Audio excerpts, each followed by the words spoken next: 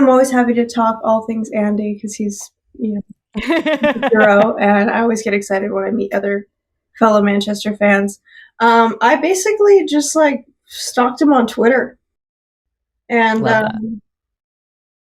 there's this thing on Twitter where like you can't DM a verified account unless they follow you. And so I had this long message that I had written in my notes, and I tweeted at him, was like, hey man, check your DMs. And that like was able to, he got that notification, and then he followed me and was like, hey, like, and he DM'd me, he's like, I don't see a message. And then I like copy and pasted the message to kill. And, he kind of kept up with some of like the folk stuff and little projects that I was doing over the next year and a half. And when he came to play a show, I think it was at the Wiltern, for the 10-year, it must have been the 10-year anniversary of Everything to Nothing, because they played the entire album in track order, which was so anniversary show. Cool experience. And I ended up meeting him backstage, and I was so nervous that I like spilled drinks everywhere. And was, like, he'll tell you the story too. Like I was on my knees, like trying to clean up what I had spilled, and he was just like, "We're backstage at a rock show." Secretly, yes. I feel like deep down, there's always been, it always comes back to music. It always, like, just from the very start, music has always played such a massive role in my life. And the passion for it was always there. And this, like, deep, indescribable love for it was always there. But I didn't, like, come into the reality of, oh, this is what I should actually be doing, not just appreciating and experiencing, but like doing and creating and making.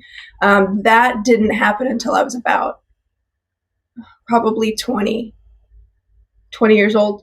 Because the songs that I'd written previously, I was like, well, I could maybe just do this as a hobby, and I can, like it's just a side thing. And then the love for it took over, and it was like, no, I can't do it. I can't see myself. It was kind of a gradual thing. It was a gradual thing of getting a little bit more comfortable, like playing little acoustic shows here and there, like, local venues like Hotel Cafe or Good Times at Stevie Wayne's, and then getting more comfortable with my mouth up against a microphone and a guitar in my hands, and, like dozens of eyes. Yeah. Creeping me out. Kind of just like getting used to that. And then after my first few shows, I was like, I want to keep doing this. Like, there was one thing that like inspired me specifically. All of my favorite musicians that I was listening to at the time that I was like 13, 14 years old, there's guitar in all of those songs. Yeah. And I remember there being like, I was like on a holiday with my cousin TJ, and like a bunch of other cousins and stuff. And he had brought his guitar and he was playing it. And I was just like watching him do it. And I was like, I think I want to do that. He's like, when we get back to LA, awesome. We can get you a guitar. And he had shown me a couple things on it. And then I ended up learning mostly on YouTube. There's a channel called Mahalo, and you can learn a bunch of songs and chords. I was just starting to discover bands like Motley Crue and Def Leppard and Poison. Love it. White Snake, Styx, like just all of the like 80s metal. So fun. Van Halen was like fun. Big for me. And then I started around like 14, 15 was more like, okay, cool. Like the Pixies, Smashing Pumpkins, Nirvana, going a little bit grungier with it. And so now I'm like learning how. Andy was the one that actually taught me how to like really let go and just scream in the studio. And since then I'm like, okay, now that I can do this, I can go and make the music that I've been wanting to make since I was like 15. And so all of this like new music that's coming out, my next album, the single that we're releasing relatively soon in the next like month or two, it's very inspired by Nirvana. Just kind of like falls in. I was talking to my drummer about it too. My drummer is one of my best friends, and we talk very honestly with each other, and we give each other constructive feedback if we need to. There's a lot of like comfort and trust there. And I know that I can come to him if I'm not doing something right, he'll tell me if I ask. And so I remember talking, we ran through No Rain in rehearsals, and I was like, I don't know about this. Like, how are you feeling about it? Like, I do feel good, but am I like mishearing it? Am I just too excited? And he's like, no, the register of the song is just perfect for your voice. And so we've just gotten comfortable and actually turning it into a more like rock version. And I'm also screaming at the top of my lungs. Something about those unconventional voices that just, I mean, like Andy's voice is just like perfect. Like there's just, it's just perfect. His tone, everything he does with it. And then there's also like, I have this weird soft spot for people that sing the way, like, you know, Blind Melon songs that it's kind of just off a little bit. Connor Oberst from Bright Eyes does it a lot. Of course. It's just this almost, they're not doing anything wrong. They're hitting the correct notes. They're not pitchy or out of key, but there's just, it's just considered incorrect. You know what I mean? It's hard, close second for me. It's a close second because I had this really wild experience. I can be very, I have like sensory things.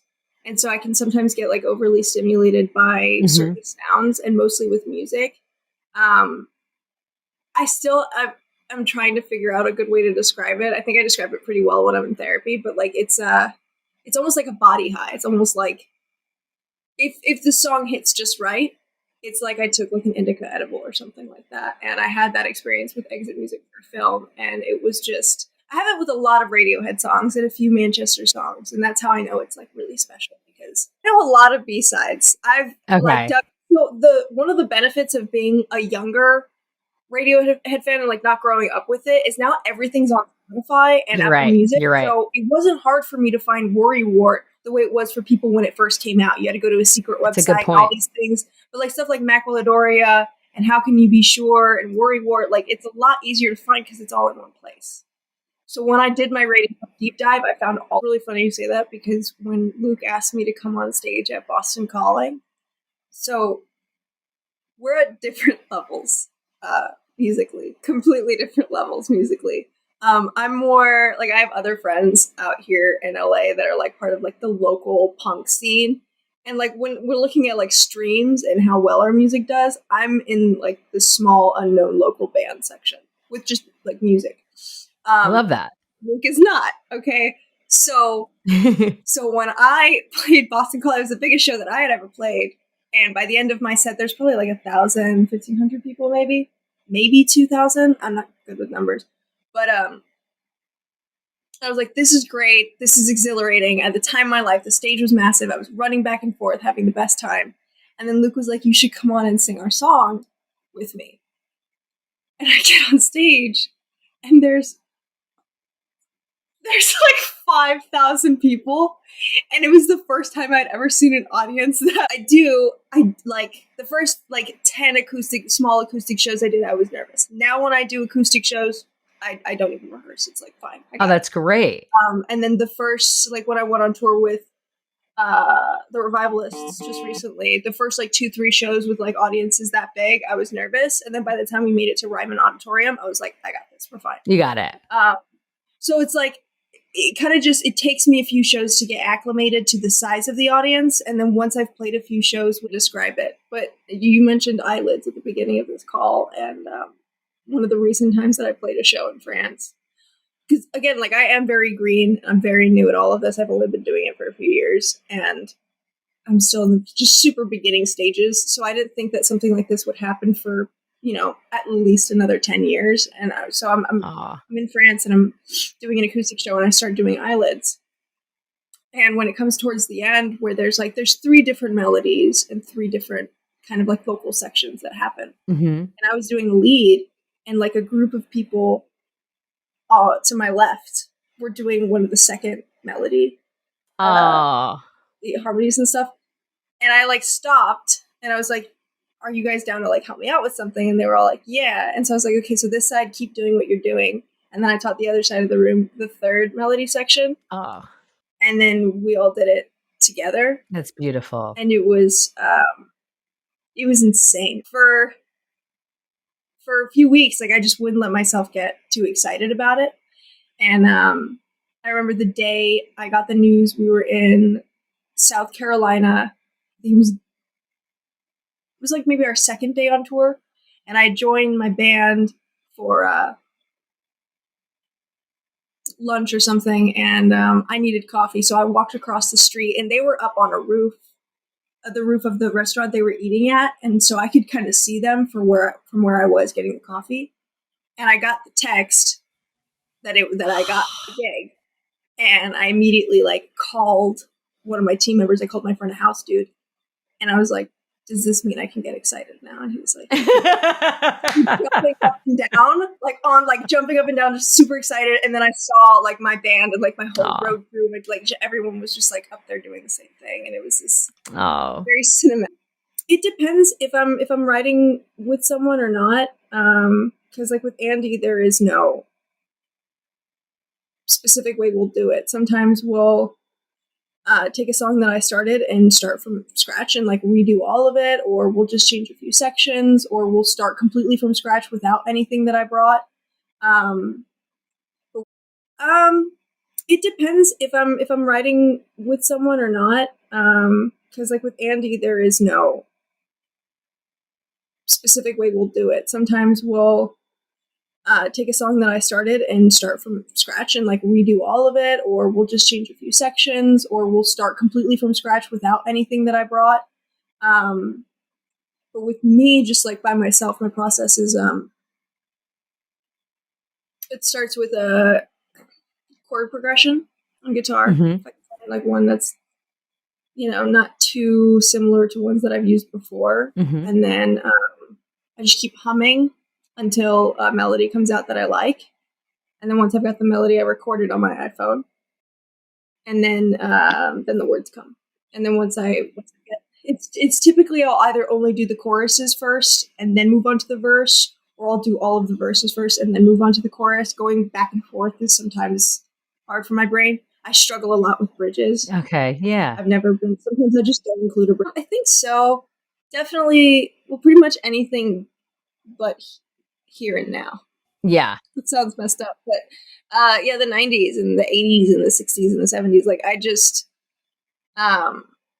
I've always loved the flower child aesthetic and movements that occurred in the 60s. I always thought that they were very powerful, and they touched a certain part of my soul that just felt like home. And for a while I would just express myself that way with and I still do with like the type of jewelry that I choose. It's all very like 60s and 70s, but the 90s as well. It's all very they all just line up well with different parts of it. And I feel like I'll always be an 80s. In ninth grade, I had the Nikki Sixx hair. I had jet black hair with the layers, like one of the top layers probably like 2-3 inches, and it all just like I'd be in school with a can of hairspray. It did take me a long time to find a therapist that I really loved. About 10 years to find the one. And I've been seeing him for like 3 years, and he's one of the most incredible humans I've ever met. And like I tell him I love him all the time. He says it back. Oh, it's amazing. It's a really, really cool relationship we have. And I think, I mean, there's highs and lows. Like that's just life. In the last like few years, I've noticed that like nothing has really changed, but I have. Life doesn't get better necessarily, but I can get better, and the way I react to life can get better.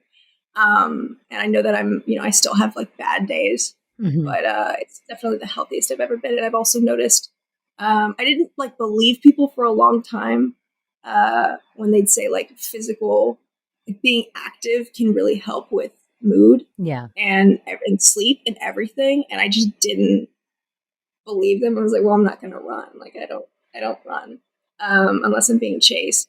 And then in the last probably like 6 months, 7 months, I started rock climbing, and I sleep better. I feel better. I look better. Just everything. I'm just happier. There's a mental focus, and it's like it's different when I'm riding my scooter or whatever. It's like it's quiet and I'm able to think and like categorize my thoughts. But when it's rock climbing, there's nothing. Like it's total like focus. A friend, a really like close friend, recommended it to me, and it's something that he's always been right. Like anytime he's given me I don't really like instructions from people, but I'm good with suggestions. But this person actually gives me instructions, and for some reason, he's always right. Or we ran into each other, and he's like, "Why aren't you rock climbing? You'd be so good at it. Like you're built for it." Because I'm very tall and like lanky already. And he's like, "You have a natural advantage. Like just try it." And I started to, and I just fell. Well, there's pros and cons with just like with everything. Yeah. The cons would be that I can't make mistakes the way most people that are as new as me can. Where you go out on tour and you have like the grimy, terrible experience of like being in a stinky van and doing all the things like and having the privacy and sacredness to do that and learn and put your hours in. For me, that's on display. Yes. So learning how to control my breath and like, okay, well, this part of the song, I can jump around and move around and not lose my breath because, you know, there's time before my voice is actually really needed for an important note. And so there are times where I didn't know that. And the note that came out was terrible. And there's going to be a video and it's going to be all over the internet. And you know what I mean? Like it's that kind of stuff is just plastered everywhere. So there's not that much room to make mistakes and learn from them. But also at the same time, I have exposure that most new artists don't have. You know, I'm able to send my music further, like across the world and to more people because I already have a platform, most of which was just like kind of handed to me. Not kind of, it was, you know, and I've actually had a couple of people like ask me in interviews, like, what advice would you give to, you know, a young artist in college that's starting out? And I'm like, I don't fucking know. My experience is completely different. I didn't go to college. I have a lot more privilege than most people in my situation musically. So my advice is one of my best friends taught me that saying. Easier said than done, though. I'm sure. You know, it's kind of a day at a time. We went into the studio. We made some stuff. I had written this song about falling in love with the Aurora Borealis, even though I had never met her.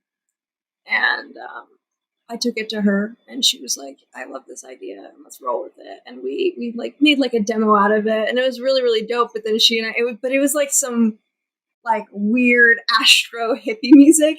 And she and I both just shifted gears, and she's going more like punk, and I'm going more grunge. And so the song just like we just like didn't push to finish it. Something that amazes me, like being in the studio with her, was, and a lot of artists don't get credit for this, where credit's due, is how much they actually do production wise. She's a phenomenal vocalist. Like that goes without saying. Like just the stuff that comes out of that girl's throat is wild.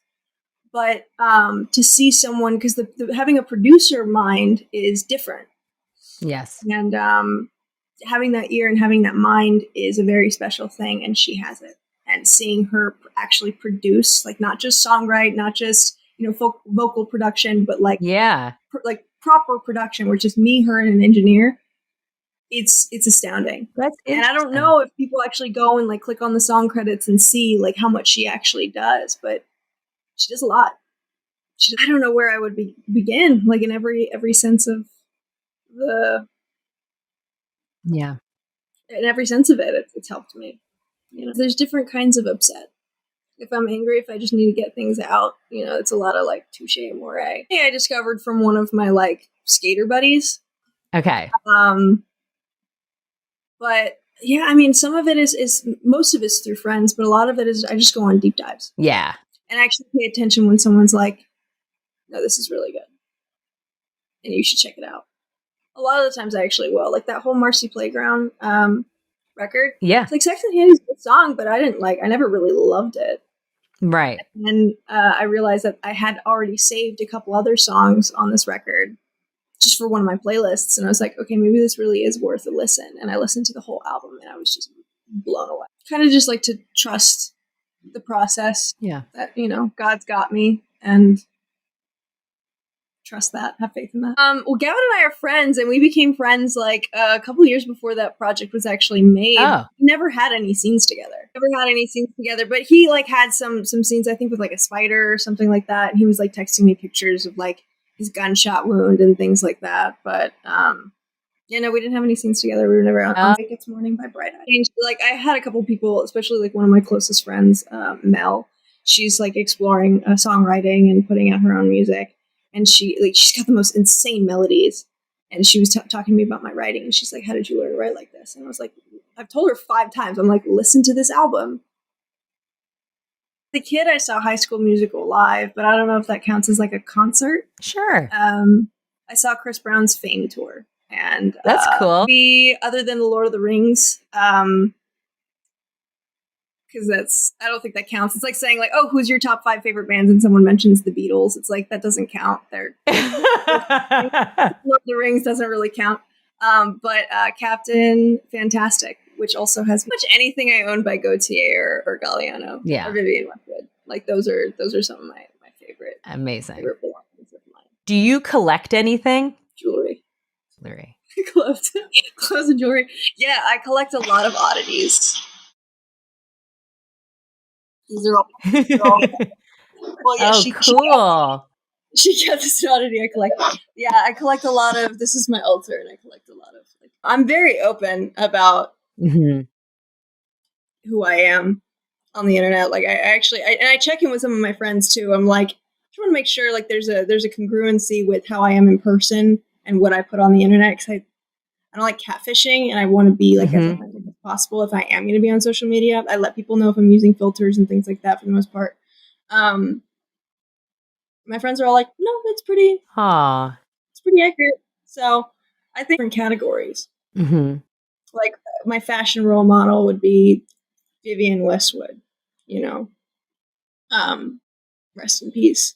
Yeah. She is just the embodiment of punk and self-expression. Like she's just an icon, for lack of. I don't like that word because it's so overused and it's lost its weight because so many people use it these days. But a true icon for self-expression in rock and roll and punk.